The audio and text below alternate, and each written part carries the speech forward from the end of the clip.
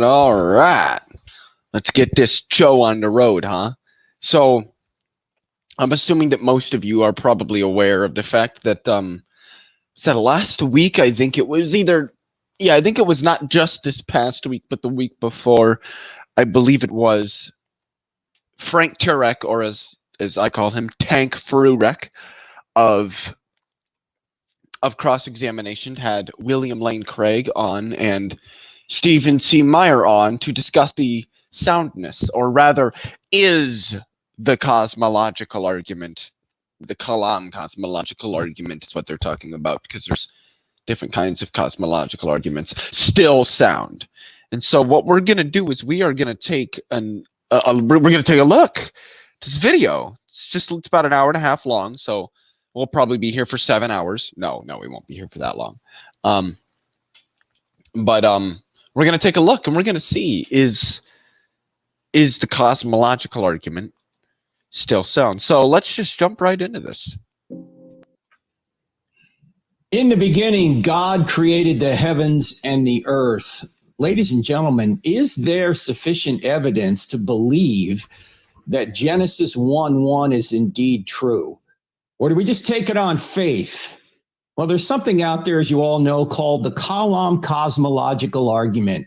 And this was brought into the modern age by Dr. William Lane Craig, when in 1979 he wrote a book by the same name. And since then, Dr. Craig has been all over the world using that argument as one argument for the existence of God. Is that argument still sound?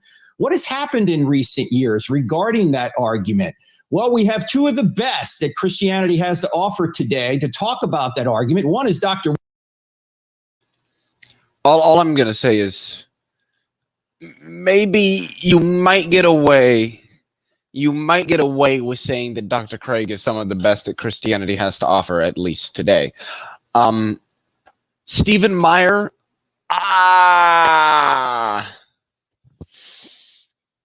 like I said, you might get away with William Lane Craig. I'll grant you that one. I'll grant you that one. But Stephen Meyer, I don't know. But it's like saying James Tour or like Michael Behe or somebody like that.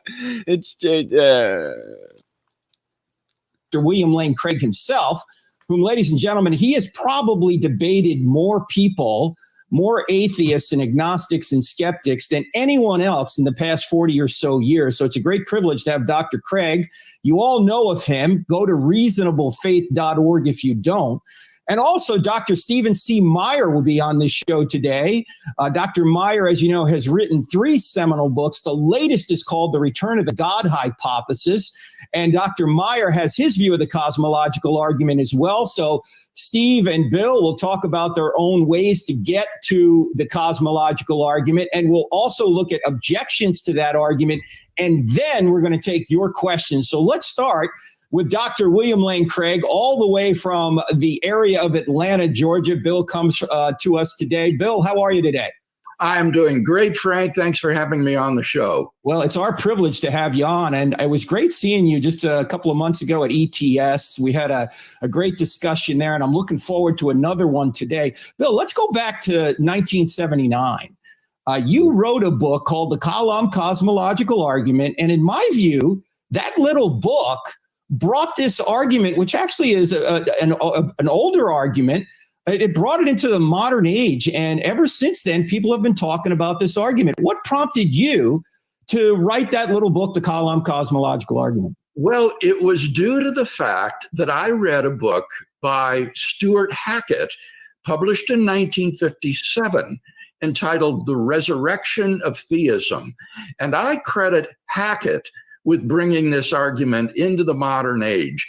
Unfortunately, his book fell into a black hole, went quickly out of print. It received no attention, but I ran across it at a clearance sale at our college bookstore my senior year, just before graduation. And after graduation, I read this book and was absolutely bowled away. You see, I had been taught by my theology professors at Wheaton that there are no good arguments for God's existence, that they've all been refuted.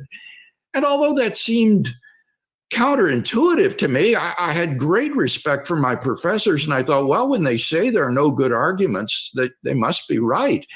And then I read Hackett's book, and he had argument after argument in support of the existence of God and refutations of every conceivable objection. And I just want to say I have not read Hackett's book just because I'm curious. He probably did say the guy's first name and I just wasn't listening, but let's see here. Hackett. Was he a philosopher?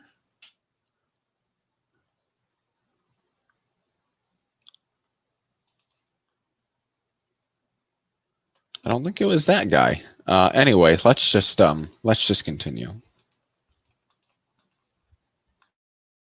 Centerpiece of his case for theism was this argument, the Kalam cosmological argument. And it was then and there that I determined in my mind that I had to settle my mind about this argument, whether it really is sound as it seemed to be, or whether there was a hidden flaw. And so when I went off to England to do my doctoral work in philosophy, I proposed the cosmological argument as the subject.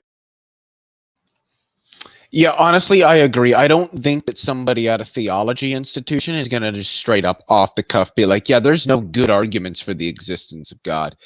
The only way that I could see that is if it's like at a very, very evangelical institution where they say that like you don't offer arguments from God, God reveals himself to you. Like if somebody was trying to make something like an argument along those lines, I might get what they're saying. But other than that, I wouldn't expect a theology professor to say something like this. So, I mean, I can't say that Dr. Craig is a liar, but what I can say is that I can speculate about any potential context that may have been included in that discussion, interaction, or exchange that was had with this professional, with this theology professor, that may be left out or maybe just genuinely forgotten or what have you. But I'm obviously I'm not going to sit here and say that Dr. Craig is a liar or something like that. But it does seem somewhat interesting that that his theology professor would say that. Of my doctoral thesis or dissertation. And so I wrote on that topic under John Hick, and this book came out of that research and that degree. Now, state the argument as you formulated, Bill. What actually is the Kalam cosmological argument, say, as opposed to just the cosmological argument? Kalam. It goes like this. Premise one, whatever begins to exist has a cause. Premise two, the universe began to exist. 3, therefore, the universe has a cause. And then you do a conceptual analysis of what it is to be a cause of the universe. And a number of theologically striking properties fall out of such an analysis for this first cause. You can show that this first uncaused cause must be beginningless, timeless, changeless, immaterial, spaceless, enormously powerful, and I would argue personal which I think is a robust core concept of God. And the thing about that is, though, is that that assumes that all of the aspects of reality that we observe had some sort of ontological beginning in the very, very early universe, which isn't something that we should suspect to be true. It very well may not be true. And even if it were true, that wouldn't necessarily imply God. And we will probably get to that later. I remember watching this, but I can't remember if they talked. I do believe they did talk a little bit about time. I'm almost certain that they did. But I don't want to get too much into stuff now, because we will, obviously they do dive into these concepts a little bit more deeply, and I want to save most of the meat for that. But Craig's, I mean, he's not wrong when he points out that there is a conceptual analysis.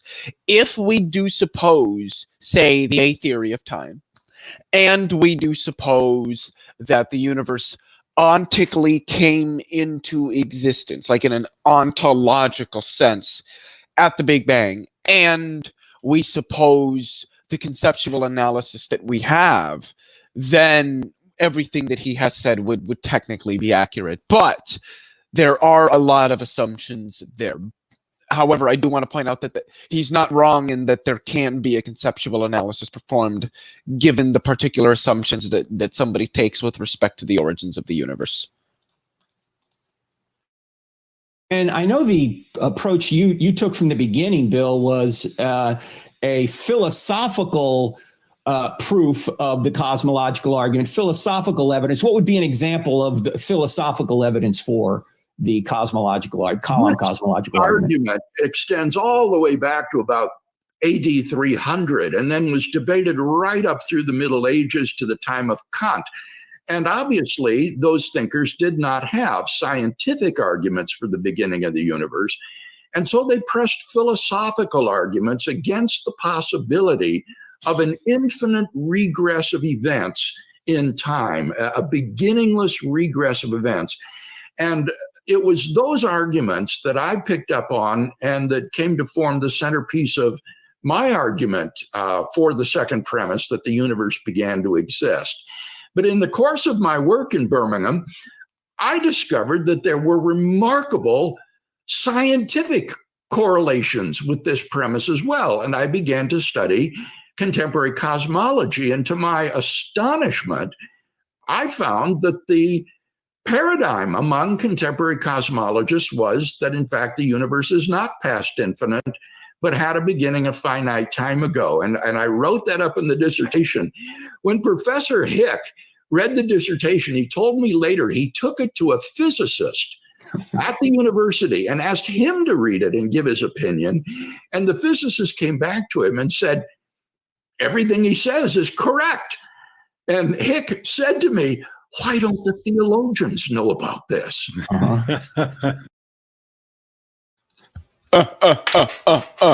Oh, that was a good one, Dr. Craig.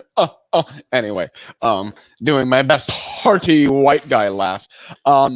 Anyway, yeah, I don't really care what a physicist in the 70s said, because we didn't know that the singularity theorems, while they can be proven under a given set of assumptions. Welcome to the lion's den. They're probably not true with respect to the origin of the universe. The origin of the universe probably is not a singularity. Singularities don't really exist. They're what result when you try to take, say, general relativity and apply it to places where the functions simply can't give you any meaningful numbers. A lot of the functions become non-differentiable. You can't take derivatives of the function because they just asymptote to infinity, and those are what are generally referred to as singularities. That's a bit simplistic, but that kind of paints the picture of what singularities are and how they arise, at least with respect to general relativity, which is where the singularities, say the initial cosmological singularity that, like Dr. Craig would refer to, or the singularities in black holes, that's where they're going to come from. By the way, friends, always the last to know. That's right. The last to know, says Steve Meyer. And Steve's going to come on here at the show in just a second. I want to say that for those of you who watch the Cross-Examine feed, and we're also broadcasting this on the Reasonable Faith feed as well, You know that I go to college campuses quite a bit and present evidence that Christianity is true. And I always talk about the cosmological argument, also talk about the design argument. Well, if there's anyone that I've learned from on these two arguments, it's these two gentlemen we have on the program right now, Dr. William Lane Craig and Dr. Stephen C. Meyer. So I'm standing on their shoulders whenever I go to a college campus, because, Bill, what you just said there about the cause of the universe, if in fact we do have the cosmological argument right, and of course I think we do, those 6 attributes that you just mentioned that flow from the data are attributes of what could be the theistic God of the Bible. Oh, yes, very much so. I think the only major attribute missing would be God's moral attributes. Yes. For the Kalam cosmological argument, this creator could be an absolute stinker for all the arguments said. So that's right. It's not a complete case, but I like that about it. I like the modesty of the argument, that it doesn't try to claim too much. That's right. That's right. And it can be complemented with other arguments as well, which is that's right. Which is what you do, Steve. By the way, Steve's brand new book. Well, brand new. It's about 1.5 years old, and it comes out in paperback in April. It's called Return of the God Hypothesis, 3 scientific discoveries revealing the mind behind the universe. And of course, discovery.org is the website at which Steve operates. In this book, Return of the God Hypothesis, you also talk about the cosmological argument. You have a little bit different approach. What's your approach to this argument? Well, I've been an admirer of what Bill has done on this for years, and first encountered it in a serious way when I was doing my PhD work in England, in Cambridge. And it was, I had at the time an opportunity to attend the lecture series that Stephen Hawking conducted in his wheelchair with his voice synthesizer about a book that he was in the process of writing called A Brief History of Time, in which he developed a quantum cosmological. In other words, hey guys, I'm old. Model in an attempt to circumvent the force of the Kalam cosmological argument. And the book went on to be a monster bestseller, 10 logical model in an attempt to circumvent time, in which he developed a quantum cosmological model in an attempt to circumvent the force of the Kalam cosmological argument. I've read A Brief History of Time. That's not why the book was developed. The idea that, like, see, this is part of the spiel that they do, is they don't paint science like sure. Let's just grant their disagreement is reasonably placed. Their disagreement with science where they disagree, or their interpretations of science where it differs from what most of the experts would say. Let's just grant that it's in good faith and it's reasonably founded. Let's just grant that.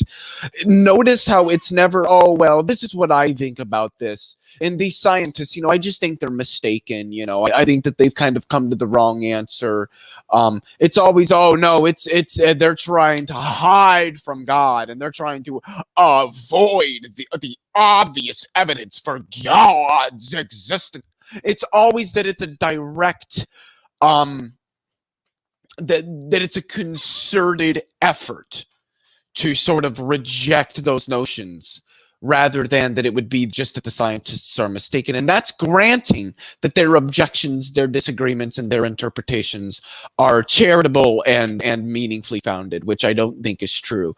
But that's not why scientists disagree with you guys. It's not because excuse me. It's not because they're trying to hide from God, or they're anything like that. It's because your views don't really follow from the science and what we know. It's just not there's nothing meaningfully tangible there. That's what the issue is. So the models being proposed that posit a multiverse, or whatever it may be, aren't being done to avoid the obvious conclusion of the origin of the universe. They're being developed to explore that concept and whether or not it's even meaningful to ask if the universe has an origin. But you won't hear that from the from people like this. They won't be honest about the understanding that we have with respect to these concepts as a species, as a society. And the book went on to be a monster bestseller, 10 million copies, I think, at last I looked. And it had a famous line in it, what need then for a creator? And so I've been very interested in the argument and how it's played with scientists for a long time. I was working mainly on the question of the origin of the first life through those years and subsequently. But after I published Signature in the Cell in 2009, a lot of my readers wanted to know, well, I argued in that book for a designing intelligence of some kind as the best explanation for the information-bearing properties of DNA and RNA and the complexity of cells. And in a sense, that too was a modest argument. It argued for intelligence without identifying the nature of the intelligence. But many of my readers wanted to know, well, who do you think the designing intelligence is, and what can science tell us about that? And so in Return to the God Hypothesis, I've extended the work I've done on intelligent design in biology and brought in arguments from physics about the fine-tuning of the universe, present from the very beginning of the universe, and evidence for a beginning of the universe, and developed a cosmological argument, drawing in some ways on Bill's work, but also framing it less as in a deductive form, but more in the form of a confirmation of a scientific hypothesis or a metaphysical hypothesis, and extending that yet further to argue that the postulation of theism or a creator with those attributes that Bill just enumerated. I think it's funny because I think Dr. Craig would say here that the Kalam does establish a metaphysical principle or a metaphysical hypothesis, because the first and second premise are really nothing more than a confirmation of what Dr. Craig would call the causal principle, that being does not come from non-being, and that any event or an entity that which has some extant ontology at some time and continuing afterward, but that did not have any such extant ontology prior to such time, was caused, and that in virtue of that, there's going to be some entity or what have you external to it that brought about its ontic extents, i.e. its existence at the time that it began. And so he's going to say that all the Kalam does is just sort of affirm the causal principle with respect to specifically the universe. And so it does in fact establish sort of a metaphysical ideal.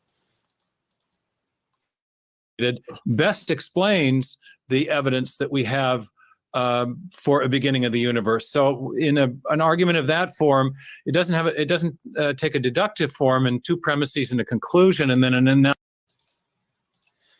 So Stephen Meyer does have a PhD in the history and philosophy of science, I think it is, from Cambridge University, which is where Stephen Hawking taught.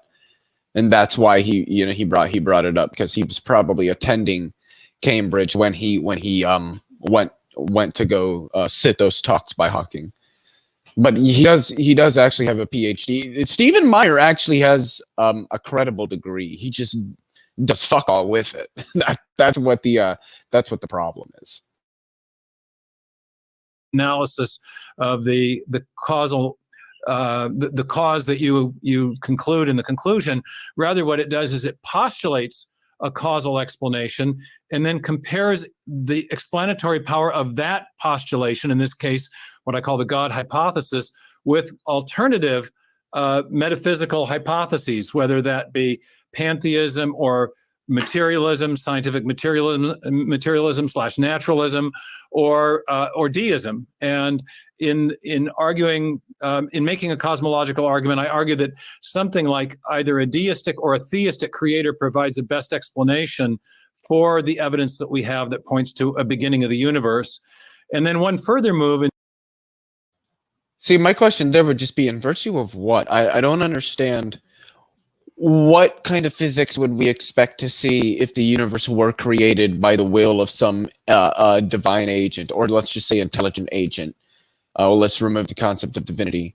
Versus what kind of physics we would see if that weren't the case. Because it seems to me that the theist, of whatever flavor they may be, is not going to be able to meaningfully, I want to put emphasis on that word, meaningfully differentiate between the physics describing a universe created by some intelligent being and the physics of a universe that is not.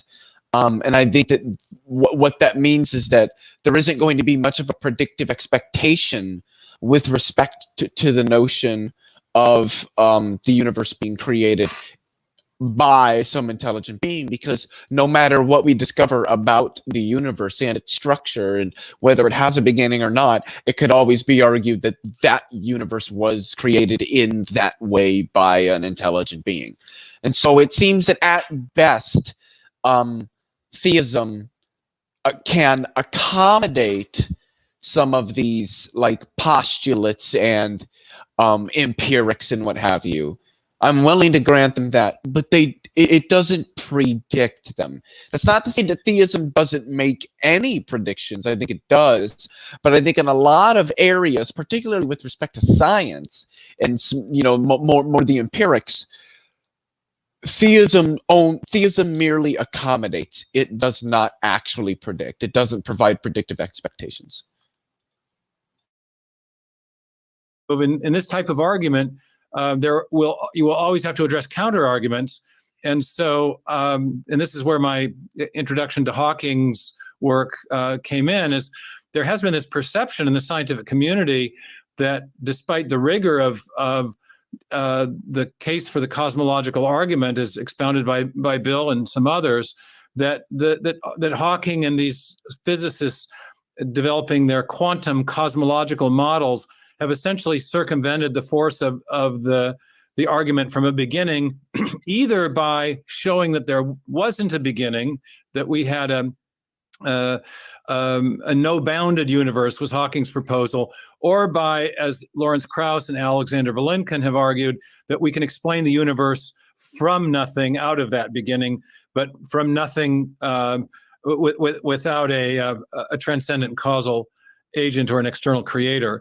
And so one of the things I've done in developing the case as an inference to the best explanation is taking on those attempts to undermine the key premise of the argument, which is that the universe did have a beginning, and showing this steals the thunder, but I'll have to justify this later. But basically, that even if quantum cosmology is true and a correct model of the universe, it has inadvertent or tacit theistic implications that have been unrecognized by the proponents of that cosmological model. Is taking on those attempts to undermine the key premise of the argument, which is that the universe did have. Alexander Vilenkin for a minute. So I just wanted to make sure I was hearing correctly before I responded. God forbid you misrepresent Stephen Meyer. Anyway, I know that I might get some flack for this from theists and maybe even from some atheists. Excuse me. But certainly from a lot of theists, maybe not all of them, but I don't think the second premise of the Kalam cosmological argument is the key premise. I think that it's very, very easy for the atheist to grant them the first premise. Well, I think it's easy for the atheist to grant them the entire argument and not arrive at theism.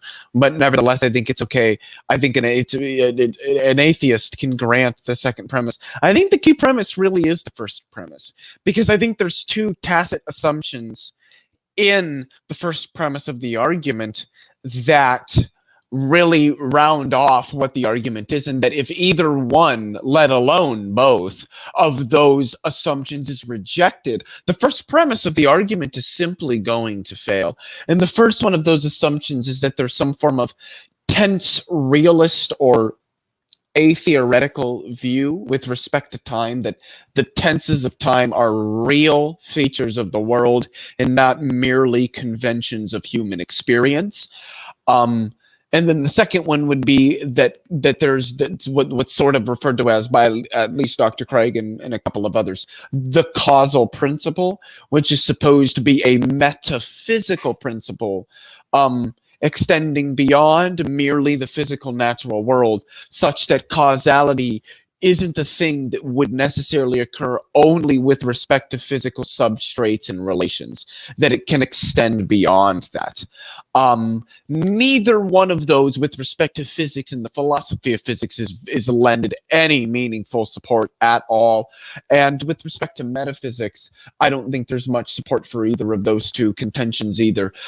Metaphysics in the modern age is much more naturalized than it would have been, hell, even 50 or 60 years ago. And a lot of the naturalized metaphysics that exists today is tense anti-realist, or that is that the tenses of time are not real features of the world, that they are merely conventions of our experience of the world, and would reject the notion that causality is some sort of metaphysical principle rather than some sort of like relation between some sort of physical substrates in some sort of way. Because you've actually had conversations with him. He's an agnostic cosmologist. I thought he taught at Tufts University. I don't know if he's still there or not. Correct. Yes, and you've quoted many times the Gord or the I always get the name wrong. Gord. The Gords are on VeggieTales. The Borg-Guth-Vilenkin theorem. And you have pointed out that theorem.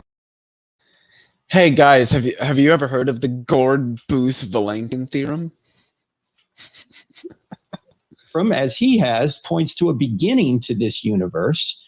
And some have suggested that you're using Vilenkin inappropriately, but you talked to him about this, didn't you, Bill?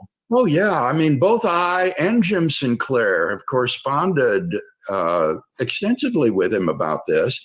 And he is quite emphatic that the Borg-Guth-Vilenkin theorem implies that if you go back in time, you cannot go infinitely into the past, that you will reach a space-time boundary.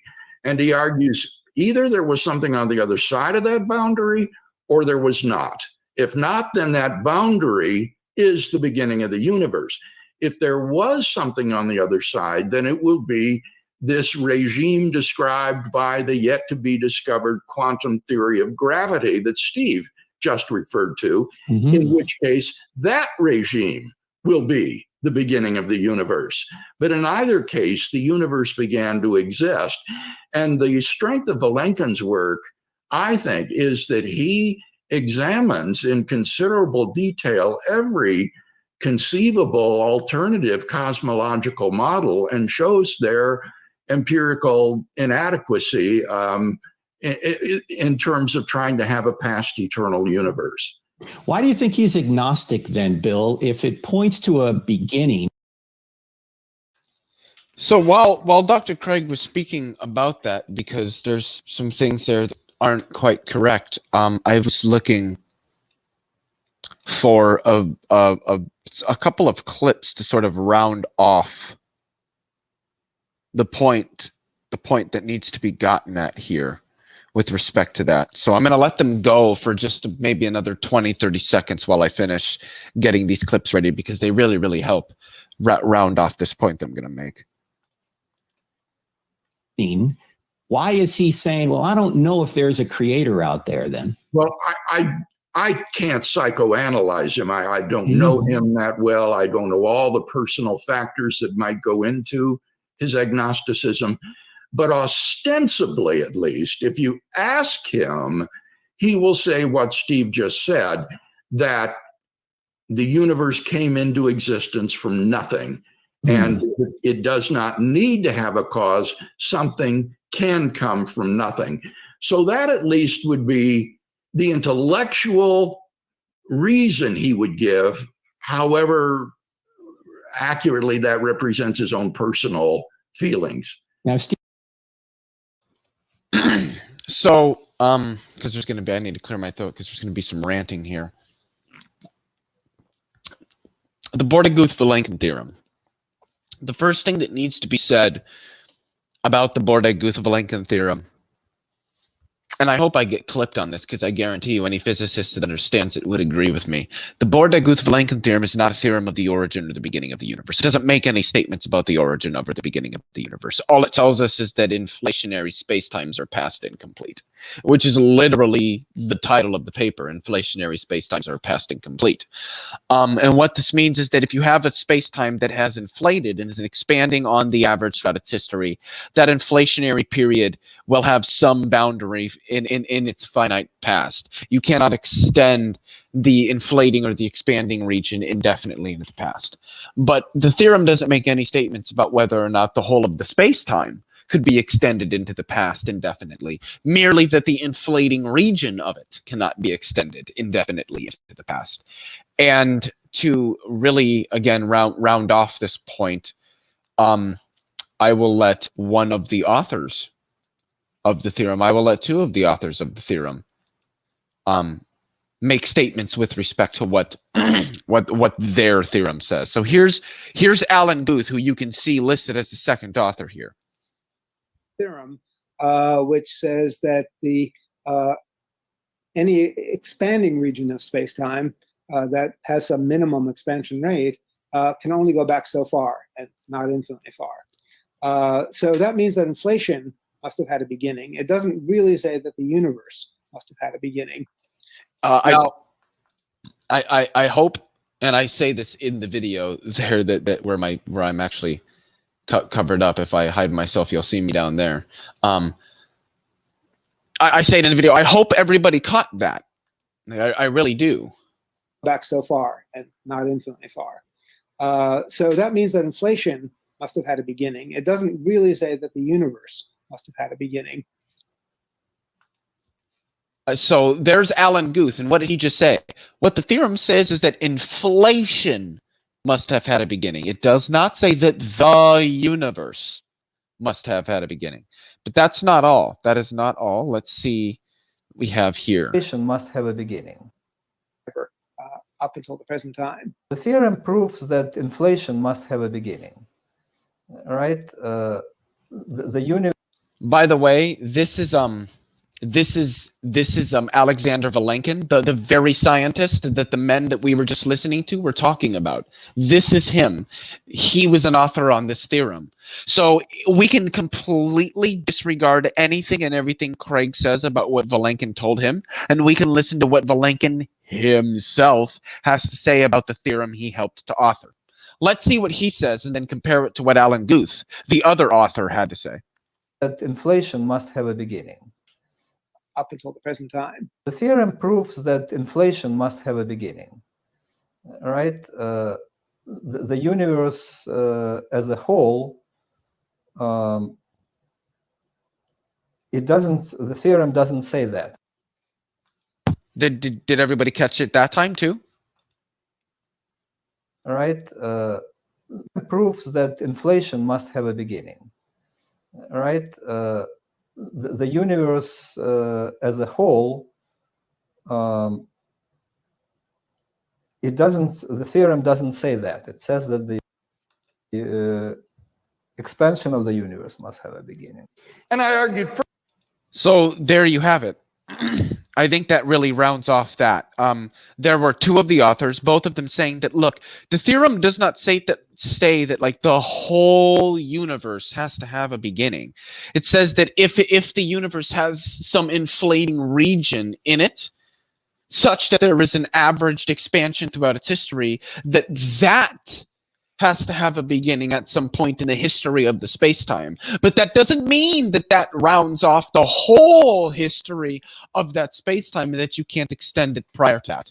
And the other point that I think should be made with respect to what Dr. Craig said about differing models is that other models Dr. Craig's not necessarily incorrect here. Other models don't really work, but that's not because they quote unquote violate the BGV theorem. It's for a whole host of other reasons that a lot of these string theoretic models, loop quantum gravity models, things like ADS-CFT correspondence, some eternal inflation models, vacuum fluctuation models. The reason that a lot of these models don't work isn't because, oh, they violated the BGV theorem, so that means they don't work. That's not what it is. It's that there's a whole host of other issues that they have completely independent of that. And so even though we don't have any models that do meaningfully describe a past indefinite universe, doesn't mean that the BGV theorem says that you cannot have a past indefinite universe. It doesn't make any statements about that. And it doesn't mean at all that we can't have a past indefinite universe. We very well may. Most cosmologists would say they probably don't really know. It's probably likely that we do, but we just don't really know. And so the idea that the BGV theorem supports Craig's point, it's just straightforwardly doesn't. And I've shared two, for the second time on my channel at least, I've shared two of the theorem's authors explicitly stating that exactly, that no, the theorem does not state that the universe has to have a beginning. It states that the inflating region of the universe has to have a beginning. Steve, you write about this extensively in Return of the God Hypothesis, and apparently Vilenkin even at one point suggests that there could be a mind behind the universe, but he comes right up to that question and then he doesn't go any further. Explain, if you would. Well, it's not just at one point, it's the concluding page of his book, Many Worlds in One. Yeah. And Vilenkin is extremely sensitive philosophically. And go back to that space-time boundary that Bill was talking about. And I should mention, by the way, just piggybacking on the first answer, that I think that the approach that Bill takes with the deductive form of the Kalam argument and the approach that I take as a confirmation of hypothesis / inference to the best explanation are perfectly complementary. And in philosophy, this is something that's called robustness. When there's more than one way to the same conclusion, that strengthens the conclusion. These aren't competitors, but rather complementary approaches. And so back to Vilenkin, there's this that's what he imagines as a possibly existing thing before the space-time boundary is the laws of quantum mechanics as applied to the beginning and very early state of the universe. But he recognizes that it's not just laws, but it's a whole mathematical apparatus, something called the Wheeler-DeWitt equation, and something called superspace, and then something called a universal wave function. And I go through the relationship between these three things in the book, but essentially, if you want a meaningful understanding of what those concepts are,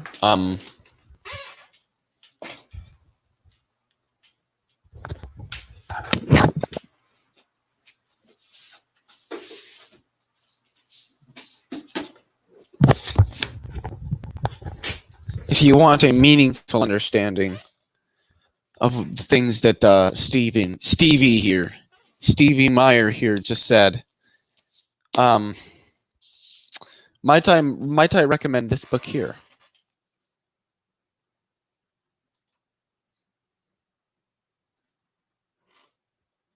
This is the book I would personally read if I wanted an understanding of those concepts.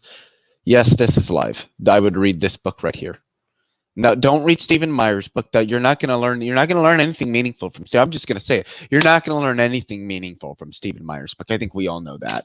Right here, Sean Carroll, an actual theoretical physicist and somebody who actually has a background in philosophy of physics and is currently a professor of natural philosophy at Johns Hopkins University. Something deeply hidden.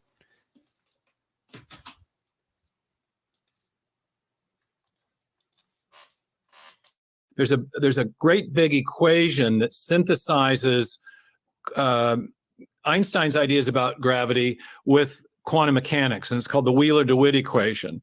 And the scientists, the quantum cosmologists, believe that if they can solve that equation and producing, and the solution would come in the form of a wave function, a universal wave function that would describe all the possible gravitational fields, universes with different gravitational fields that could result. So they're trying to, they've got an equation that pulls together quantum mechanics and general relativity. They want to solve that equation. And if they get a universal wave function that includes as a possibility a universe like ours, they will then say, we've solved the problem of the origin of the universe. This mathematical apparatus and these laws of quantum mechanics explain where the universe came from. How does a math equation explain creation? Well, that is the rub. You've already touched on the key issue, and Vilenkin himself notices this. On the last page of Many Universes in One, he says, how does a mathematical equation explain anything? That's actually a pretty deep question to ask. A lot of metaphysicians of science and philosophers of science think about the concept of explanation and how it relates to science and how and mathematics and how it can provide us with meaningful understanding of the world. They debate, what kind of understanding is it? Are these things merely conceptual tools made to help us understand, or are these actual real features of reality that our theories are revealing? There's a lot that could be said about that. But I don't think any metaphysician working in the area, certainly not most of them, would say that we're going to need some sort of spiritual, divine, or supernatural entity or something along those lines to understand mathematics, logic, science, or the ways that these things may relate to each other. What tablet could these purely mathematical laws of quantum mechanics be written on? Before there's matter, space, time, and energy, there isn't a universe for them to describe. And yet math, in our experience, and now paraphrasing, he says, is conceptual. It exists in a mind. So are we really saying that there's a mind that predates the universe? Big hypothetical question. He leaves the question mark hanging. There's a couple more paragraphs in the book. He never answers the question. But Hawking himself was sensitive to the same problem with quantum cosmology. He said, what puts fire in the equations that gives them a universe to describe? Math by itself is causally inert. It would be kind of like saying that the longitude and latitude lines on a map are responsible for building the Himalayan mountains. Well, no, this is just math is a descriptive system. That's the thing. Math is like a map. It's like latitude and longitude lines. It's like elevation maps. It's something used to quantify a feature of the world. I mean, math doesn't have to quantify features of the world. We can abstract, just like we can make maps of fantasy realms for the same reason that we can create functions for entirely non-physical things. I mean, we can get very abstract with these notions. But they're still descriptive tools, so they're invented by humans as well. No, the longitude and latitude lines, the math is just a description. It describes what could be there. That's all the quantum cosmological equations are doing. It doesn't create a universe. And in fact, if the quantum cosmological model is true, if math predates the universe, there must be a mind in which to hold that math. Math doesn't just float around disembodied. It's in our experience, it exists in a mind. So, yeah, which just means that if there are no humans, then there is no math. This isn't hard. So I think the quantum cosmological approach, even if true, doesn't undermine the cosmological argument. It reinforces it in an unexpected way, and in a couple of others that I haven't mentioned. Yes, it's in fact, Bill, you and I were at ETS talking about, and with an assist from Steve, because Steve had sent me an article on this, the idea that math appears to be the product of a mind.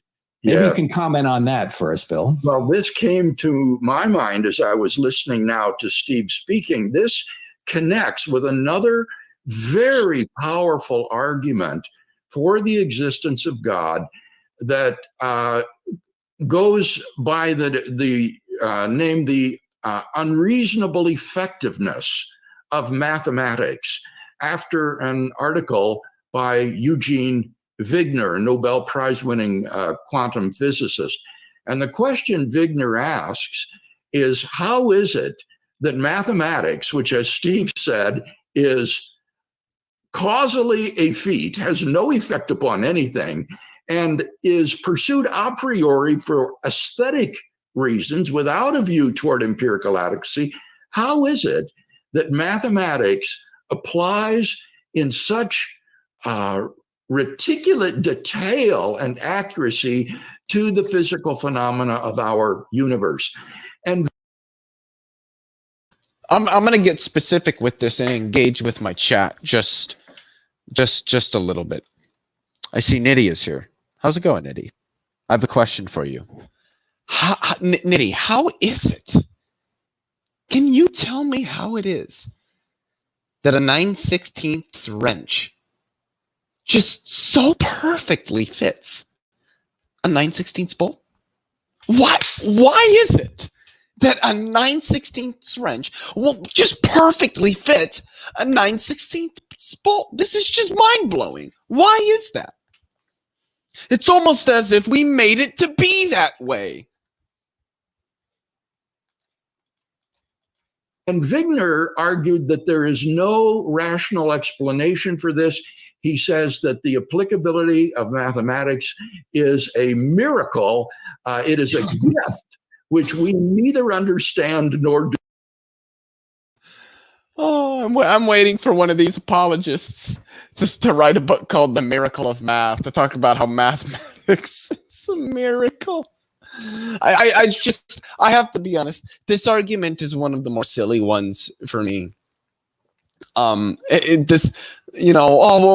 is just so great at describing so much, and it's so accurate, and you can get so much truth out of it, and it can predict things. And it's like, yeah, it's almost like we tried to develop a system that can do that based off of how we experience reality. And the culmination of that throughout history is what we now today call mathematics. And it is a very rich and very abstract field that can be utilized in a variety of other fields, because a lot of other fields require the quantification of data to understand how things relate to each other, and to develop and understand patterns and symmetries and things.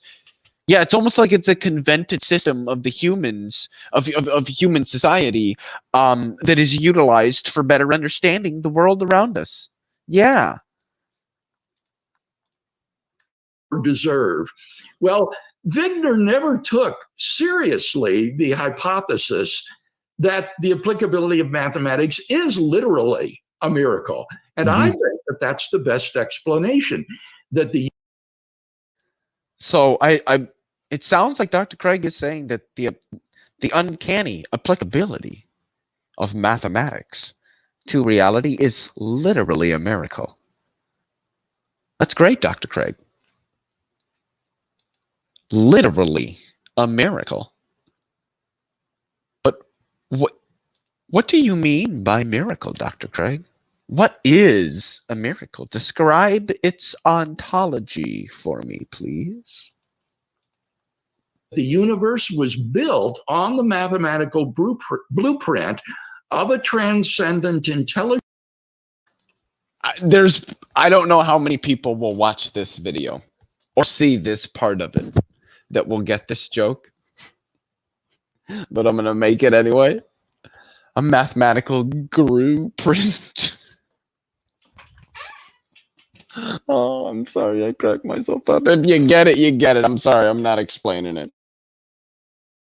Intelligent mind that conceived it and then created it on that pattern. And hence, mathematics is applicable in such detail and accuracy to the physical world around us. Now, we can't cover all the possible objections or all the objections that are brought forth toward the cosmological argument or on the cosmological argument here in this live stream, because we do want to get to your questions, but I want to address a couple of them. And if you do have a question, just in the stream, put in big block capital letters question, and you're gonna have an opportunity. We'll get to as many as we can to ask Bill and Steve any of your questions. But I'd like to get from each of you. Maybe we'll start with you, Steve. You cover a lot of the objections that people might bring up against the cosmological argument. You already mentioned one of them, from the quantum world, which turns out doesn't work. What other objection are people bringing up to the cosmological argument today, particularly from a science perspective, if you would? Well, and I encountered a couple of these after the publication of Return to the God Hypothesis. I had a couple of great conversations with a friend, Brian Keating, who's an astrophysicist at UCSD. And I think he was generally friendly to what I was doing, but said, there are these newer models that you didn't address. Like Roger Penrose has something called the cyclic conformal cosmology. And Conformal cyclic cosmology? That's as false as all the other models they'd like to claim are false. Interesting model, nevertheless, though. Paul Steinhardt has developed a model, a cosmological model that's a variant on the oscillating universe that, in its straightforward form in the 80s, I think was refuted decisively by some work that Alan Guth did and other observations. And so in the epilogue to my the paperback version of the book, I address a couple of these newer cosmological models. What I have found in looking at them is that they're in the case of Steinhardt's, for example, it turns out that the Borde-Guth-Vilenkin theorem applies to the Steinhardt model, and so even if you have these numerous cycles of creation and contraction and creation, you're going to get back to a beginning. And in all of the models, all of the alternative models, there's a strange thing that I've discovered working closely with my colleague Brian Miller, a physicist here at Discovery Institute, and that is that if someone comes up with a model that seems to circumvent the need for a beginning, invariably that model ends up having fine-tuning problems, that it has to invoke unexplained fine-tuning. The first example of this was actually Einstein's choice of a particular value for the cosmological constant in order to circumvent the implication of his own theory of general relativity. If you remember the history of that episode, Einstein tumbled to the idea that the universe must have a beginning because general relativity was his new theory of gravity implied that massive bodies were curving space. And if gravity of that sort was the only force in the universe, then space would have curved around the matter in the universe. The matter would have contracted to itself, and we'd live in a giant black hole. We don't live in a universe like that. We live in a universe with empty space between massive bodies. Therefore, there must be an outward pushing force, an anti-gravity force, which he called the cosmological constant. Fair enough, but then he chose a very precise value for it to try to depict the universe as static, as neither expanding outward from a beginning or contracting towards an ending. But the choice of that cosmological constant was extremely finely tuned and arbitrarily so to circumvent the depiction of the universe as a system that was expanding outward from a beginning. So his attempt in modeling to get around the beginning required unexplained fine-tuning, which underwrites a different type of theistic argument. And interestingly, these newer cosmological... Just gonna cut you off there, Stephen. So that's like halfway correct. I'll give give Stephen some credit. Give credit some Stephen. I won't do that, but I'll give Stephen some credit. That was like half-assed accurate. So it was the Friedmann solutions to general relativity, to Einstein's field equations that were solved. Four solutions, or I should say four equations to describe the universe near uniformly filled with matter and radiation like ours is. And when you did this, what would happen is the gravity of all of the massive bodies in the universe would slowly cause space-time, all of space-time, to contract in on itself. And so space-time wouldn't be static. Einstein didn't like the idea of a non-static universe. So he created the cosmological constant, and yes, he set it to the value that would precisely balance out the supposed contractive force from gravity to create a static universe. Now, he later called this the biggest blunder of his career. So, but the idea that it was finely tuned is like saying I've got this this bolt here on my car, and I don't know what size it is, so I measured it, and I matched a bolt to fit, or a wrench to fit that size bolt, that I finely tuned the wrench. It's just not the language I would use. Logical models, Penrose's model, Steinhardt's model, are subject to this same problem, that in an attempt to depict the universe as infinite in time and space, they end up having to invoke unexplained fine-tuning to make the models work. So there's a lot more you can say about these. The Penrose model has other problems. He invokes something called a phantom field, which other physicists have criticized for having essentially godlike properties that no other physical field we've ever, that no other physical field in physics has. So in order to get around the God hypothesis, you have to invent a field that essentially has powers of agency, that allows reductions in entropy at just the right time and in just the right way to get a cycle of expansion of the universe. But that's essentially Well, you don't have to do that. You don't, and it's not that, well, you're avoiding the God hypothesis. There is, well, I suppose there is a God hypothesis. It's just still a hypothesis, and it's not a very strong one. a creation event by another name. He just calls it a phantom field. So there's it takes a while to get into these things because they're shrouded in mathematics, but essentially I don't think any of these newer models really solve the basic problem. And one other thing I'd say about the quantum cosmological stuff is that when you get into the physics papers, the actual technical papers that Vilenkin or Hartle and Hawking wrote, as opposed to Hawking's popular work, all the technical papers. Another point that I do think is somewhat interesting is that we keep hearing about the Hartle-Hawking model, about Vilenkin's model, and about Krauss' model. And then we've heard a little bit, he did mention conformal cyclic cosmology. He did mention Paul Steinhardt's model, but he hasn't mentioned the Carol Chen model. He hasn't mentioned the Ageri-Gratin model. He hasn't mentioned string theory. He hasn't mentioned loop quantum gravity. He hasn't mentioned ADS-CFT correspondence. There's like half to two-thirds of the field that hasn't been addressed. They're talking about models that are decades old. They're not talking about anything that's come out in the last last decade or two that's a little bit newer, that builds off of some of that stuff with some new information. I'm not saying I agree with it all. I'm not saying that I think any of it's correct. I'm just saying that there's a hell of a lot more that the field has to offer than what, at least thus far, we have heard from these individuals. And I just want to make that expressly clear to you guys. Reaffirm the singularity. They presuppose the singularity, and I think this reinforces, the force of Bill's argument as he's, engaged these guys. He really is correct that they do not get around the beginning. They end up presupposing it, even in the quantum cosmological models. Well, no, they don't. Most of these cosmological models do not have a beginning and are easily capable of working around it. The assumptions they have to take have nothing to do with the beginning and have nothing to do with the BGV theorem. It have to do with a variety of other areas in physics, in theoretical physics and theoretical cosmology, inflationary cosmology, high energy physics, things of that nature.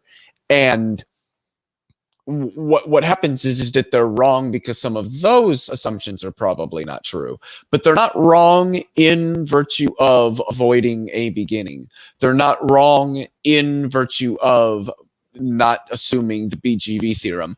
And this consistent implication by people like Dr. Craig, by people like Dr. Meyer, who say that all these models, these quantum cosmological models and these eternal universe models, they all fail to avoid the beginning of the universe. No, they don't. We don't know if they if the universe has a beginning or not. So they don't fail in virtue of not having a beginning. They don't fail in virtue of not including the BGV theorem, because that doesn't make any statements about the origins of the universe. So it's trying to frame this picture as if it's a settled matter that the universe had an absolute beginning, and all the data obviously points to that conclusion. And these secular, liberal scientists are just trying to avoid the obvious conclusion that God created everything. Now, Bill, you've covered a lot of the objections to the cosmological argument in your book, Reasonable Faith. What objection do you find that is most prevalent out there, other than the one Steve had mentioned, to the cosmological argument, and what is the answer to them? Well, what I'm interested in addition to the scientific confirmation of the second premise that the universe began to exist, are those philosophical arguments against an infinite temporal regress. And there has been considerable work published on these philosophical arguments.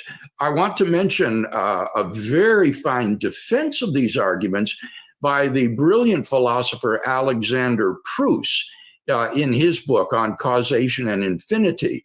But in addition to that positive treatment, it seems that many objections that are being thrown about today are to the effect that if these arguments do succeed in showing the finitude of the past, then they would also succeed in showing the finitude of the future.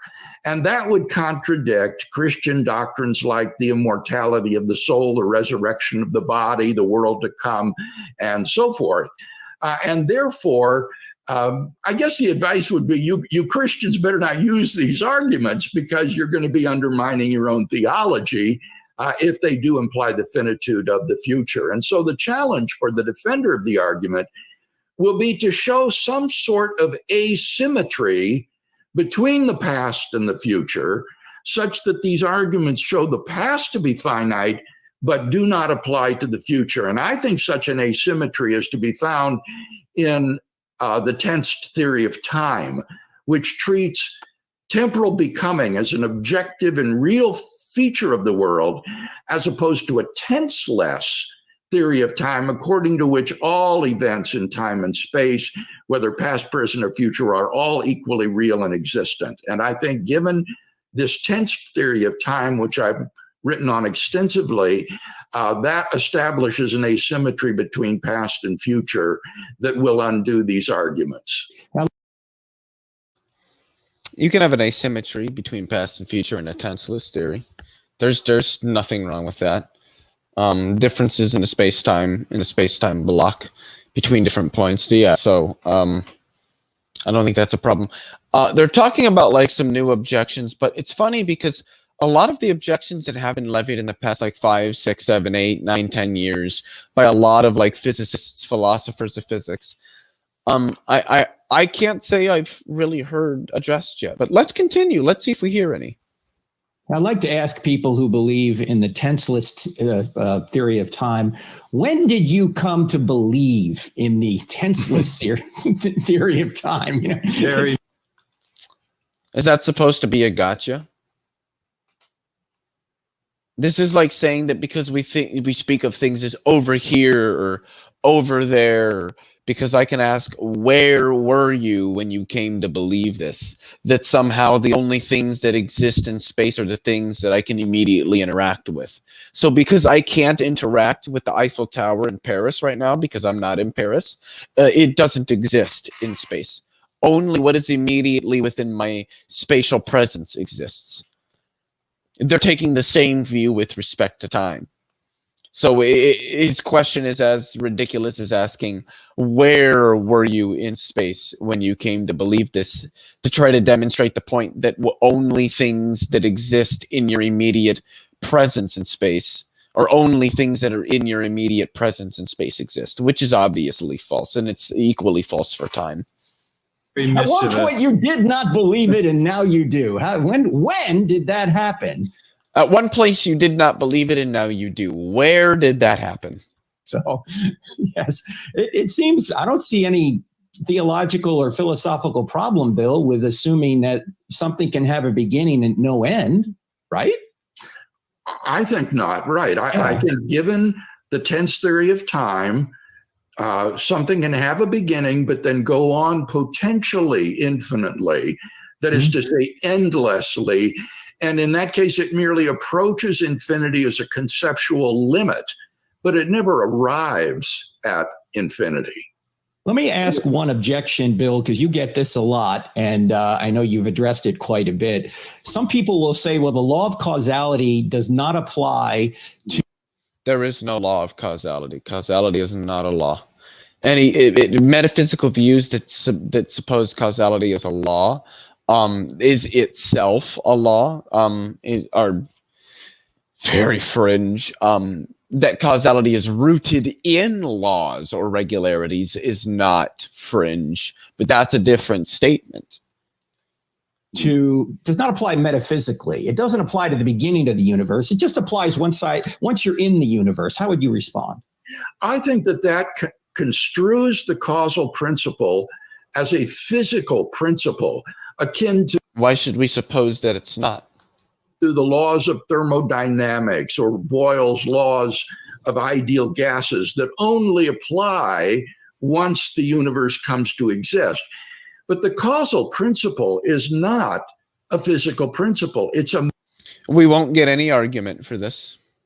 Metaphysical principle. We won't get any argument for that. Going all the way back to the pre-Socratics.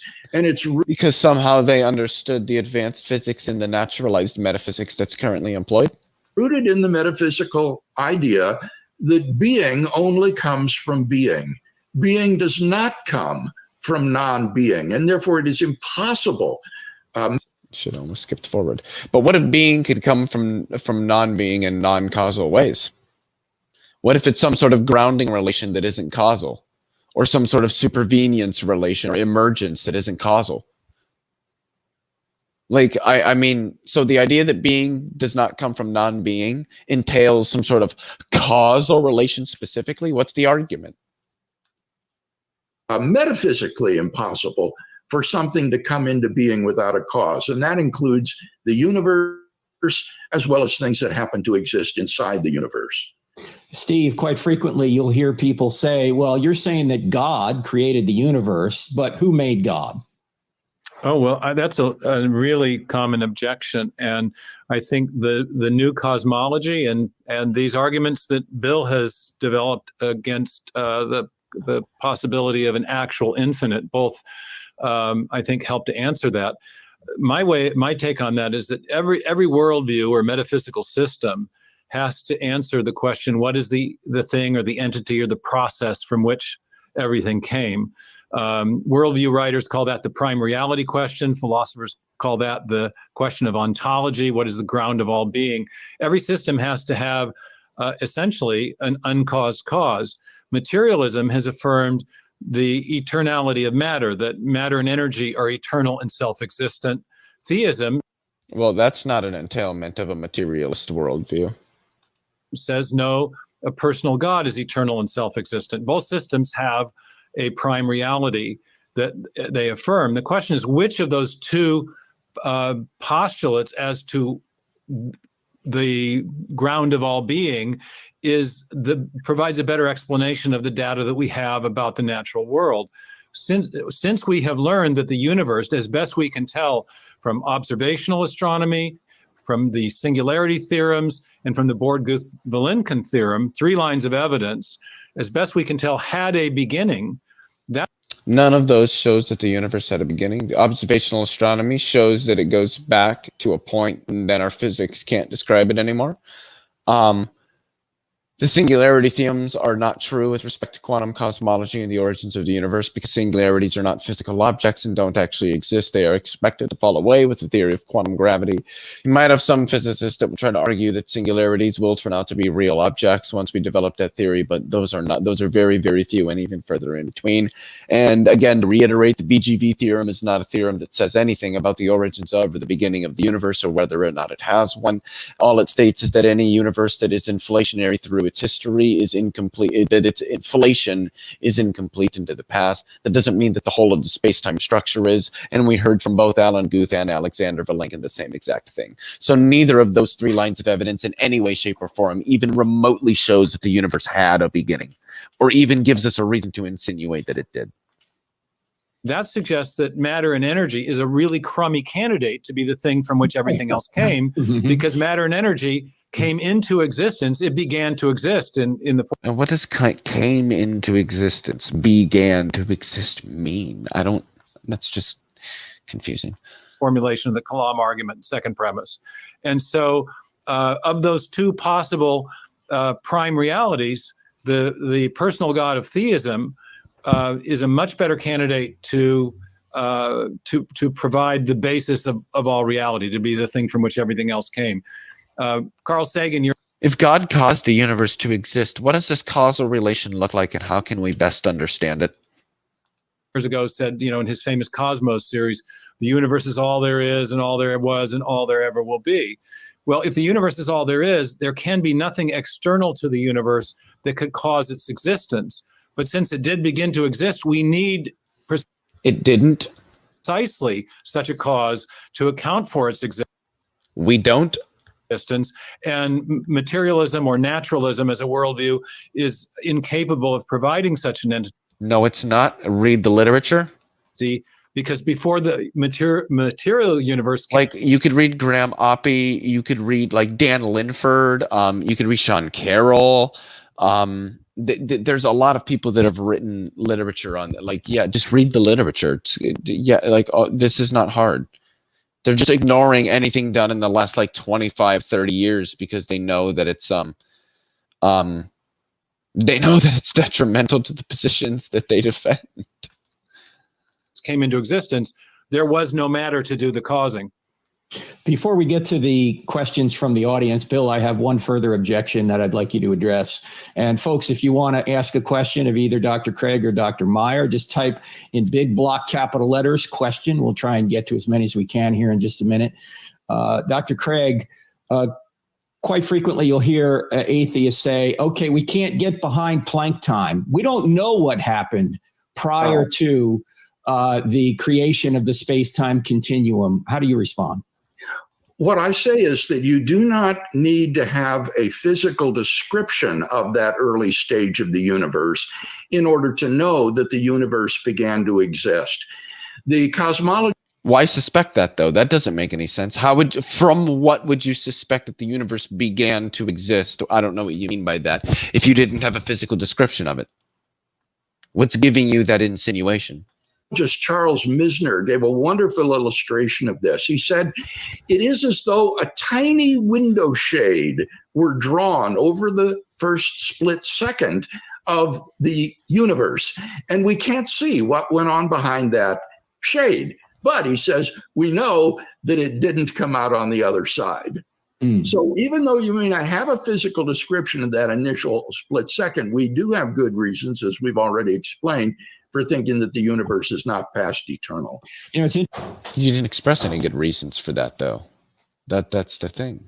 That we didn't hear any good reasons. I showed how those are not good reasons at all, not even remotely.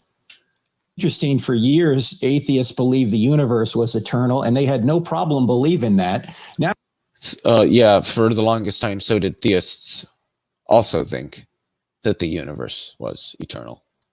as soon as we say, no, the universe is finite and God is eternal, like, oh, you can't have an eternal God. Wait a minute. Yeah, and then when it came out that the universe may be finite, with the Big Bang and everything, even the church initially rejected this. So, like, trying to paint it as like atheists have always thought that the universe is eternal, and then, but the universe, maybe it isn't, but God is. Oh, well, rabble. Like, shut the fuck up. Like, this is just dishonesty. You either don't know these things and you're ignorant, or you're just being dishonest to your audience because you suspect that they're ignorant. I don't know which one it is with respect to Tank Frurek. I'm not going to speak about the others because they haven't said anything, but like, this is just like insane. Who says this stuff? And you guys have had an eternal universe forever. There was no problem with that. All right, let's go to some questions. Yeah, Frank, can I piggyback sure. on Bill's answer? Yeah, please. He mentioned the Borg-Guth-Vilenkin theorem. Mm-hmm. It's important to understand the reason that people say you can't back extrapolate past that 10 to the minus 43rd of a second after the beginning. The reason that people say that, and the physicists say that, is that inside that tiny smidgen of space and time, the quantum effects would become significant, and we are waiting for a comprehensive theory of quantum gravity. We don't have that. But the Born-Guth-Vilenkin, and so because of that, the claim is made we can't back extrapolate all the way to the singularity that Hawking and Penrose proved on the basis of general relativity, which is a theory of gravity. We need to take into the... Yes, the singularity theorems were proven via general relativity, classical general relativity. We don't have a theory of quantum gravity. We don't know what general relativity does, says, or how it behaves at the quantum level, which means that the singularity theorems at that scale are probably false. Almost any physicist would tell you this. Singularities are not physical objects. They are not expected to actually exist within a quantum theory of gravity. To count the possibility that there may be another factor that we have to incorporate into our theories of gravity.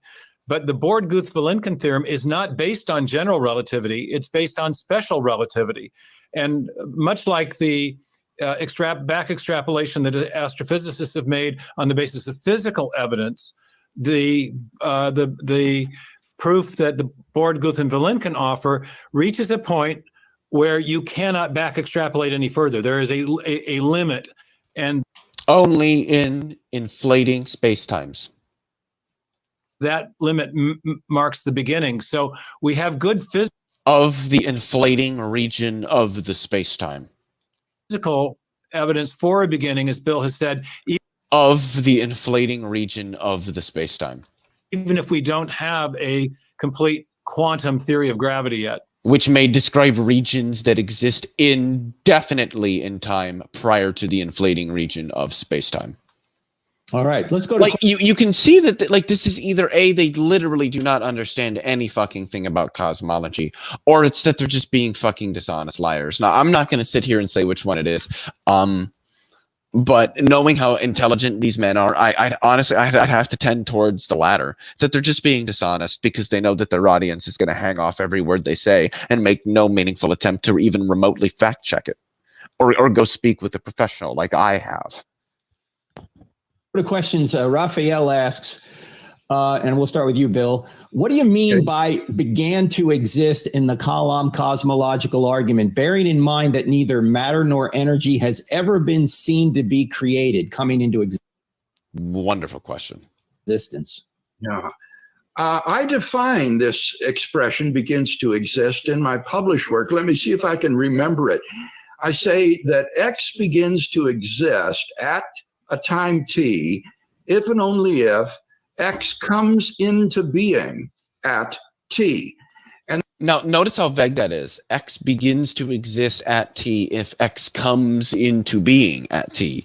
Well, what do you mean by begins to exist? Well, comes into being. Well, what do you mean by comes into being? Like, it's just vague. Like, this is so, I don't, this is not good metaphysics at all. And then I define X comes into being at t as X comes into being at t if and only if X exists at t, and t is the first time at which X exists, and X does not exist timelessly. Yeah, so you'll notice that his definition of begins to exist supposes, and the highlighted comment is obviously not me, it supposes an atheoretic view of time. He's supposing an atheoretic view of time. I am not. He is supposing an atheoretic view of time with respect to how he defines begins to exist. Because if time were tense less, then moments of time is an entirely arbitrary notion that doesn't, excuse me, that came out of nowhere, that doesn't actually have any it doesn't really mean anything with respect to the actual physics. It's just a mere convention. That will give you, I think, a definition of begins to exist that will apply not only to the universe, but also even to time itself. Assuming an atheoretic view of time or a tense realist view of time, but we don't have any good arguments to accept it. In fact, we have very good arguments not to. Steve, anything to add to that? Well, just the little less philosophical rigor, maybe a little bit of a story. Bill and I were both at a conference back in 1985. He was already an established philosopher by that time. I was a wet behind the ears young scientist, but the conference was called Christianity You're not Challenges that much younger, Steve. I can see Bill going, come on. only a little bit. Only a little bit. He's just publishing earlier than anybody else. That's right, he was. 1979. Well, I was still thinking about basketball. Yeah. So, but anyway, we were at this conference, and it was about the origin of the universe, the origin of life, and the origin and nature of human consciousness. Listen to us banter with each other. We're such bros, man. Yeah, we were at a conference together. And in the cosmology section, the great cosmologist, astrophysicist Alan Standage, who had been a grad student of Edwin Hubble, he'd been deeply involved in verifying the. Wait, who? A grad student of Edwin Hubble. Who did he say? The great cosmologist, astrophysicist Alan Standage, who had been a grad student of Edwin Hubble. He'd been deeply involved in verifying the expansion of the universe with the galactic redshift evidence at Mount Wilson. He climbed to the podium and sat down on the side of the theists. It was a discussion divided between theists and scientific materialists about the origin of the universe, the origin of life, etc. And I'm curious what scientific materialism is. If anybody in the side chat happens to know what that means, please let me know. He took the podium for the first time publicly acknowledging a religious conversion and his acceptance of theism. And the thing that he described when in describing that point where the universe began to exist was the thing that began to cause him to reflect deeply on his previously held materialistic worldview. The science was pointing to that you can't back extrapolate any further than the point where all the galaxies would have converged to the beginning point. I remember him looking into the camera and saying, this is evidence for what can only be described as a supernatural event. There is no way this could have been predicted or explained or described within physics. He went on to say, well, of course not. There wasn't any physics that was capable of doing it. Certainly not at that time, and still not. We're looking at in physics is similar to what the medieval theologians described as creatio ex nihilo, that the universe has come into existence from nothing physical. Well, Bill, let me start with you. Wintry Night asks, what scientific evidence led scientists to accept the standard Big Bang cosmology in spite of the theistic implications, and has the progress of science overturned any of that evidence? Let me say first how much I appreciate Wintry Night and his blogs. Yes. My wife and I often read them, and I'm grateful for his question. I think it was primarily the discovery of the red shift in the light from distant galaxies. Friedman and Lemaitre. Well, I mean, that was quite powerful confirming evidence, but the quote-unquote smoking gun of the hot Big Bang model is certainly the cosmic microwave background. I mean, just without a doubt. Had predicted on the basis of Einstein's general theory of relativity that the universe would be expanding against all expectation. And then Edwin Hubble, working at Mount Wilson, discovered that the light emanating from distant galaxies appeared to be shifted to the red end of the spectrum. And this was universal across the sky, wherever Hubble trained his telescope. And it was best explained by saying that the light from the galaxies is stretched because they are receding from us at tremendous speeds. Well, as you extrapolate that expansion back in time, in a finite amount of time, you come to an initial singularity before which space and time did not exist. So initially, it was this discovery. What does it mean to say before the singularity? That's weird. Discovery of the redshift and the expansion of the universe predicted by Friedman and Lemaitre. And then there were confirmatory evidences that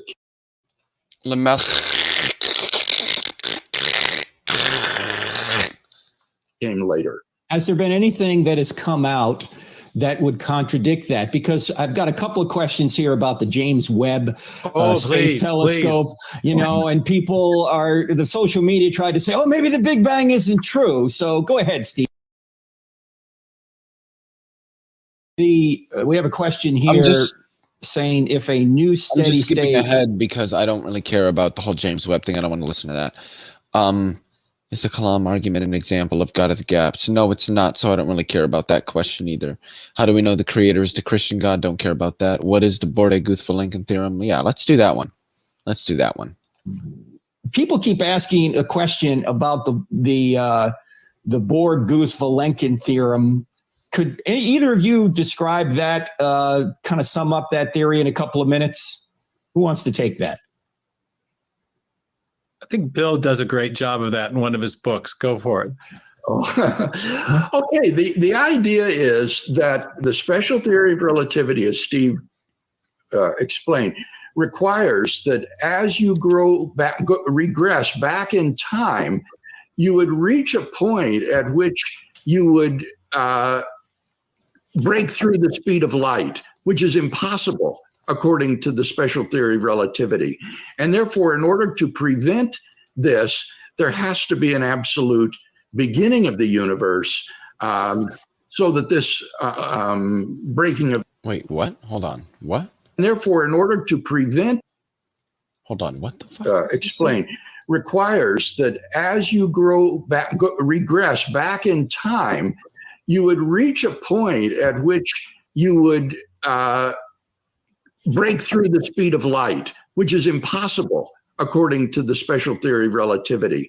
And therefore, in order to prevent this... I'm sorry, guys. I'm really trying. You would reach a point at which you would break through the speed of light, which is impossible according to the special theory of relativity. And therefore, in order to prevent this, there has to be an absolute beginning of the universe, so that this breaking of the laws of nature would not occur. Okay. I've got a cool... That's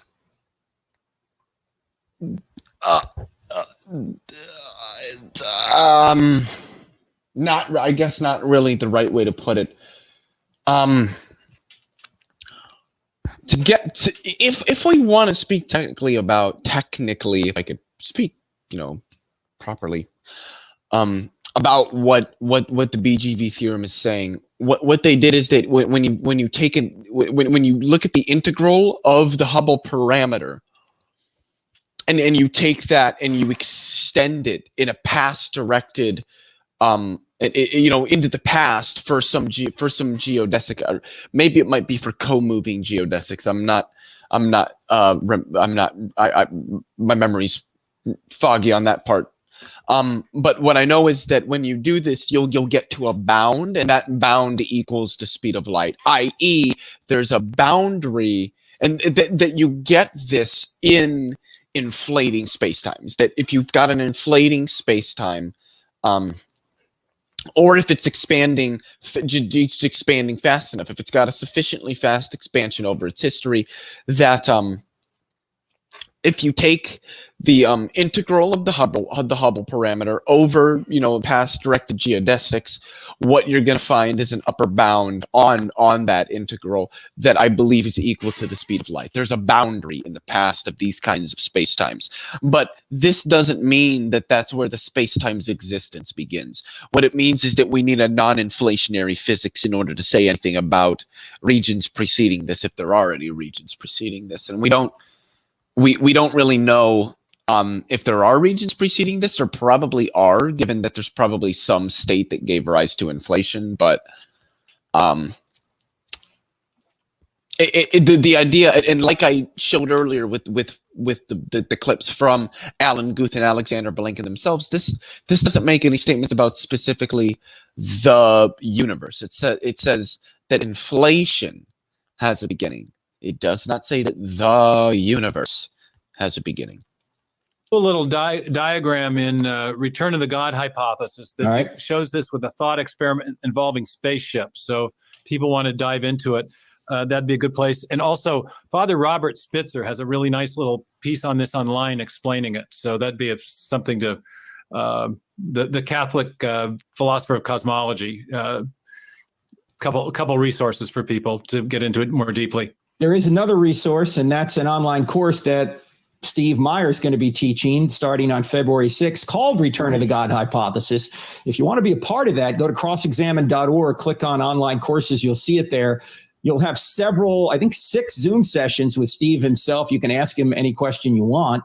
In addition to a lot of video you'll be watching and questions you'll be asked during the course. So go to crossexamine.org, click on online courses. You will see it there. Okay, we know this question's coming up. I don't know which one of you want to take this. Robert asks, I understand most agree that the universe is 13 or so billion years old. There is another argument that the Earth is 6,000 years old. Can those two timelines be reconciled? All right, we're about out of time, ladies and gentlemen.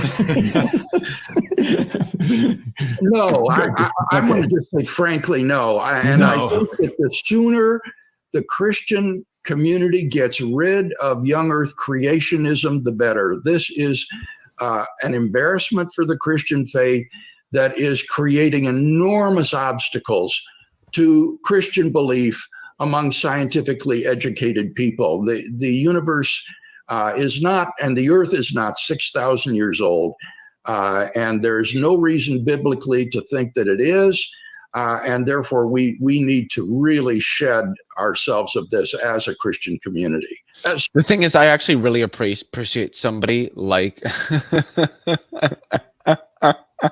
I really do appreciate somebody like Dr. Craig saying this on this platform, and I really hope that he does have some weight with these words. I really fucking do. That's all I can say. Steve, what do you think? Well, I sometimes in talking to people that have been raised with this belief, who have a very high view of Scripture, which I know you and I both share, I'll take them to the day 4 part of the creation account in Genesis 1. I think because my view has long been that the Bible does not teach a young earth. Because when you get to that passage in day 4, we learn that God either created or caused to appear. I just now realized, I don't know how well you guys can see it. Well, that just removes me. It doesn't make it bigger. But Stephen, maybe you can see my mouse. Stephen, he's got a little third eye here going. I'm sorry, I had to point that out. The sun and the moon, and they were given as markers of the days and the seasons. The Hebrew verb there is hayah, which can mean either created from nothing or caused to appear. But either way, God has already established the days of creation, the yoms of creation. And we don't have any way of measuring time from a human point of view in the day 1, day 2, day 3, as those days are being established. So there's a very good Bible scholar at Covenant Seminary, Jack Collins, who's often asked the question, are the days of creation old Hugh Ross days, or are they young Ken Ham days? People are familiar with the figures in the debate, and he says neither. They are days of indeterminate length from a human point of view. The days were established before there were ways of keeping time from a human point of view. We keep time with the movement of the sun across the ecliptic, or the movement or the phases of the moon on a monthly basis. Those time markers were not present when God established those days. And so it's really impossible, I think, to impose on the Genesis account our ideas of time. And we need to be very careful about doing that. And also it means... Notice how Stephen is not answering the question. Notice how Dr. Craig was explicit. No, I think young earth creationism is quite frankly dangerous to our faith. I think that we need to get rid of it, and I think that the faster we get rid of it, the better off we are. And with Stephen's going off about, well, you know, the days and the moon cycles that we use to describe, like, he's not... That's because he's with the DI, man. He's with the Discovery Institute. He can't say, and he knows it. He can't speak directly against young earth creationism. He won't do it. He can't do it. That if we want to get the temporal questions answered, we really do need to look to the scientific evidence. And as Bill said, I also agree that the evidence is very compelling for a very old Earth and a very old universe. I'm sympathetic to the view that cognitively advanced, anatomically modern man is a fairly recent vintage, however. I am going to fast forward because it's getting boring. Here's a question from... So this one's going to be a more interesting. Tony, Bill, and I'm curious about this question, because if you can't go on an infinite regress backwards, was God somehow in time Or was God something? Let me read the question. I'm paraphrasing it. If there was ever a time, in time or outside of time, when there was nothing, would not nothing still be? I mean, how could God, if he is, maybe we don't have time for this question, Bill, but how can God, if he's timeless, decide, wouldn't that be, wouldn't you run into the same kind of tense problem you would that the cosmological argument shows is impossible? I don't know if I'm raises a host of very profound philosophical. The fuck was that? Possible. I don't know if raises a cosmological argument shows is impossible. I don't know if raises a. That must have been a producer or something in the background making with that little voice there, because that wasn't any of the three of them. Yeah, there was a little glitch there. They must have been talking to somebody else and weren't muted or something like that. That's weird. Host of very profound philosophy. Sorry about that. It was just something weird that happened that I know. Impossible. I don't know if raises a host of very profound philosophical questions that I'm going to be discussing on a podcast Thursday with R.T. Mullins and Joe Schmidt about the relationship between God and time. And I've laid out a view in my book, Time and Eternity, in which I defend the view that God is timeless, existing alone without creation, but that he is in time from the moment of creation on. And I think that is a defensible and plausible view of the matter.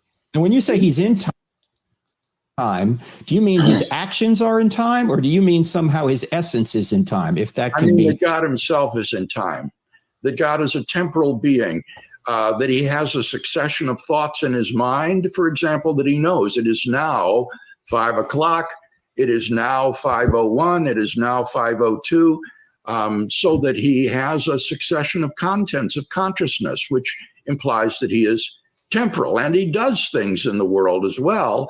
God can't be raising Jesus from the dead when the Exodus is occurring, because then that other is an... Anyway, so the objection that I wanted to raise was that so Craig's view that God is sort of timeless song, the creation but temporal from creation onward, is he's described it as, and I think it is meaningful and defensible to an extent, that is, that he's described it as if you had a man who had been sitting down from eternity in a timeless state, and all of a sudden he freely chose to stand up. Well, just in virtue of there being an action, any other thing that could occur would occur successive to any event behind it in a concatenated manner, and it would sort of bring about time. I believe that Dr. Craig believes that time consists in consistent change, and that consistent change does not occur in time.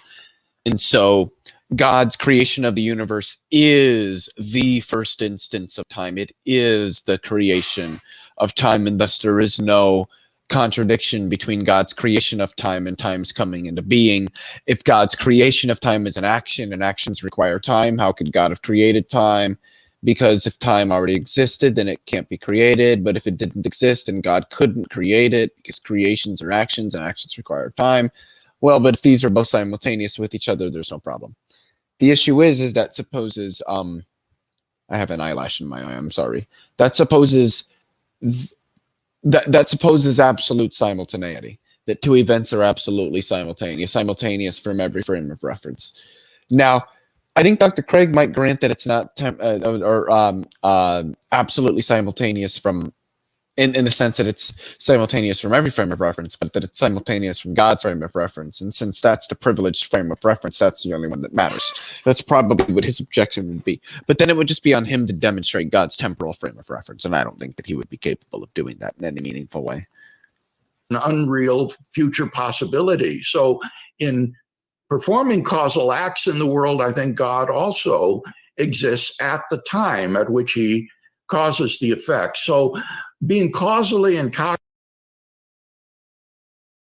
you this. This is from Sandy. In talking with skeptics about the impossibility of time to be eternal, because we can't get to today if there were an infinite number of moments before today, there have been pushbacks saying that science shows time is not linear like we think of it.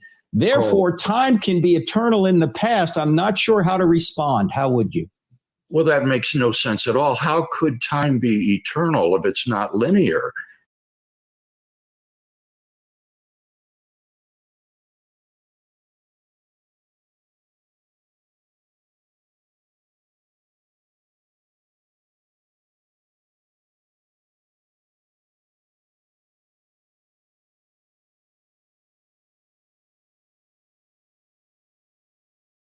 If it's not linear, it would have to have some other sort of Yeah, I just realized I was muted for all of that. So yeah, I don't know what time being linear has to do with any of this. Time being linear, non-linear, this fucking eyelash doesn't matter to whether or not, holy God, does not matter to whether or not time could be eternal into the past or the future or anything like that. It's just what would be the argument for that?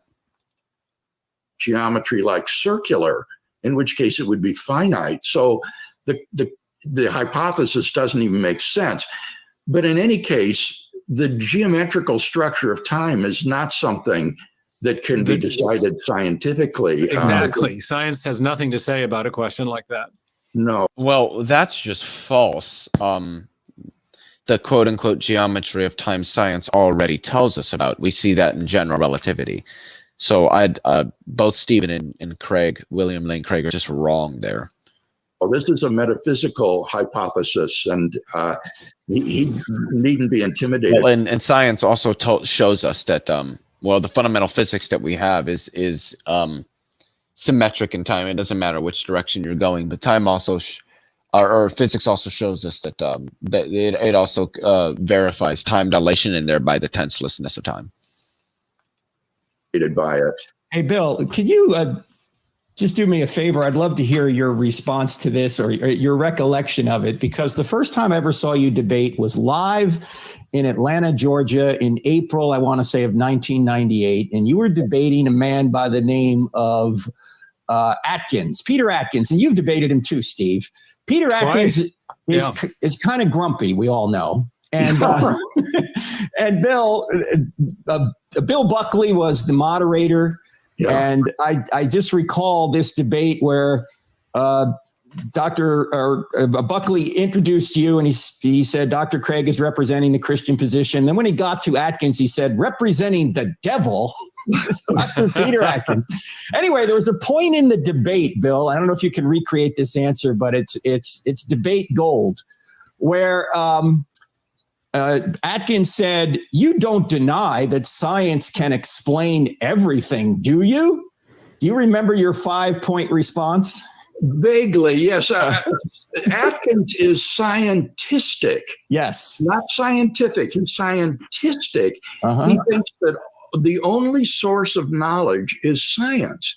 And I said, that's patently false, because we have knowledge that is not scientific. And I suggested things like mathematical knowledge and logical knowledge, metaphysical knowledge, ethical and aesthetic truths, and scientific truths themselves, in many cases, cannot be proven scientifically, but are based upon assumptions.